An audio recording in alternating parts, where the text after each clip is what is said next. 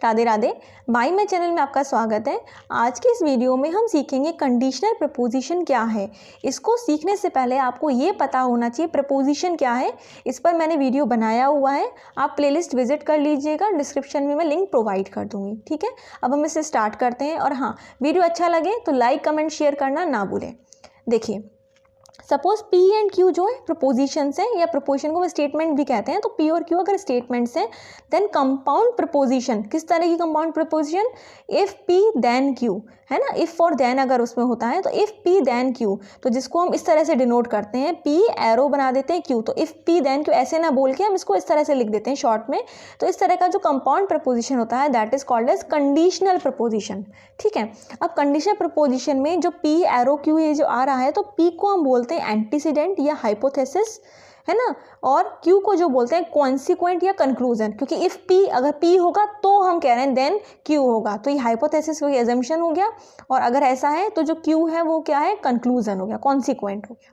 ठीक है, अब इसके बारे में एक चीज़ हमें जानना बहुत ज़रूरी है कि P इम्प्लाइज Q जो है हमें रिजल्ट फॉल्स कब देता है। तो फॉल्स ये हमें कब देता है कि जब P ट्रू हो एंड Q फॉल्स। तो when P is true and Q is false, मतलब हाइपोथेसिस तो ट्रू है लेकिन जो रिजल्ट आ रहा है, कंक्लूजन आ रहा है, वो फॉल्स है। तो इस पूरे की जो वैल्यू होती है वो फॉल्स हो जाती है, अदरवाइज ये ट्रू होता है। तो ये जो पॉइंट है ये याद रखना है आपको। आगे हम जितने वीडियोस पढ़ेंगे ये आपको बहुत काम आएगा जब हम ट्रुथ टेबल बनाना सीखेंगे। तो पहले मैंने भी आपको कंडीशनल प्रपोजिशन की ट्रुथ टेबल यहाँ बना के बताई है। तो जैसे हमने कहा ये फॉल्स वहाँ होगा जहाँ पे P ट्रू हो और Q फॉल्स हो, अदरवाइज ये क्या होगा, ट्रू है। तो आपको ये दिमाग में रखना होगा। ठीक है, तो इसको बनाने के लिए कैसे करते हैं, P को हमने लिया, P ट्रू हो सकता है तो Q ट्रू भी हो सकता है, फॉल्स भी हो सकता है। तो इसीलिए हमने ये ऐसे लिखा। फिर जब P फॉल्स होगा तो Q ट्रू हो सकता है, फॉल्स हो सकता है। तो इस तरह से हमेशा लिखते हैं। हमने पिछले वीडियोज़ में जो और हमने पढ़े थे, जिसमें हमने कंजक्शन और डिसजंक्शन पढ़ा था, वहाँ पे भी मैंने आपको ऐसे ट्रूथ टेबल बनाना सिखाई थी। ठीक है, तो इस तरह से हम बनाते हैं। तो आपको ये रिजल्ट याद रखना है। अब इसमें एक क्वेश्चन देख लेते हैं, which of the following propositions are true and which are false. तो यहाँ कहा जा रहा है if the earth is round then the earth travels round the sun. तो आप देखिए ध्यान से समझिएगा। हम पहला ए वाले की बात करती हूँ मैं। इफ़ के बाद ये जो लिखा है ये क्या हो गया, P, the earth is round, P हमने ले लिया, द अर्थ इज राउंड।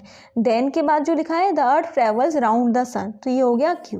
ठीक है, अब ये P है, ये Q है। तो अब आप देख सकते हो अर्थ इज राउंड, ये तो जो स्टेटमेंट है वो ट्रू है, तो P इज ट्रू। अब कह रहे हैं the earth travels round the sun, ये भी स्टेटमेंट ट्रू है, तो Q भी ट्रू है। तो जब दोनों ही ट्रू हैं तो P इम्प्लाइज Q, जो ये P एरो Q बना हुआ है ये क्या हो जाएगा, ट्रू। क्योंकि अभी हमने ट्रूथ टेबल समझा, जब दोनों ट्रू होते हैं तो रिजल्ट क्या होता है, ट्रू होता है। तो ये ट्रू हो गया। तो इस कंपाउंड स्टेटमेंट, इस कंपाउंड प्रपोजिशन, ये जो कंडीशनल प्रपोजिशन है, इसकी जो वैल्यू है वो क्या हो गई, ट्रू। तो हमने इसने ये पूछा था ना कौन से ट्रू है कौन से फॉल्स है, तो ये क्या हो गया, ट्रू हो गया। नेक्स्ट वाला देखें, इसमें कहा है इसने the tigers have wings and then RDX is dangerous. तो ये हमारा हो गया, P क्या हो गया, tigers have wings, and Q जो हो गया second statement, RDX is dangerous. ठीक, तो टाइगर्स हैव विंग्स, टाइगर के पंख होते हैं क्या, नहीं होते।